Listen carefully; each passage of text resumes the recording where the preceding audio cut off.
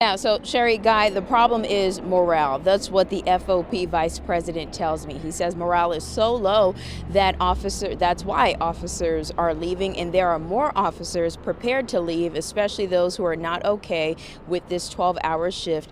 They say they aren't working. And he also tells me too that a few weeks ago, you may remember that we reported 296 officers or positions needed to be filled within the department. Well, that FOP vice president tells me that number now sits at 300.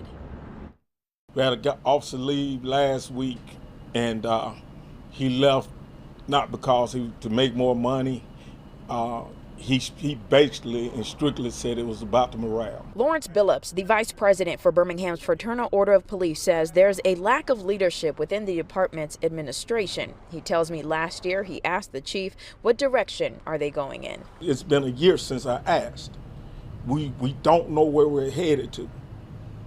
And that's not how you lead men and women, by not giving them the direction. Scott Thurmond was picked by Mayor Randall Woodfin to be police chief in early 2022 after former chief Patrick Smith abruptly resigned.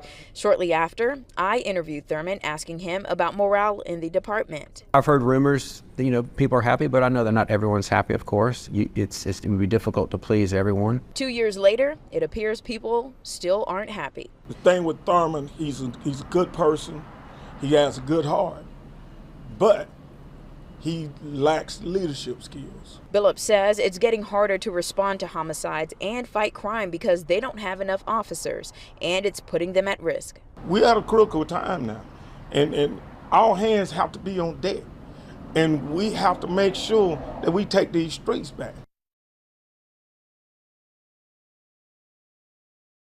We've also heard, too, that the mayor actually just responded to us. In response to this issue, he gave us a statement, and I'll read it to you on air here. He writes, "Let me be clear, I support BPD leadership. FOP leadership and I are in constant communication.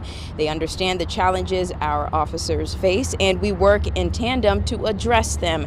It's unfortunate that some members of FOP, those who speak for themselves and not FOP as a whole, are causing distractions and not constructive solutions. We hope they join our efforts in bringing new recruits to the force." And speaking of recruits, one thing that Billups brought up today was recruiting and retention. He says he has plans to meet with the mayor's office and would like to meet with the department's administration on the FOP's plans to address recruitment and retention issues. He says that meeting should be happening soon.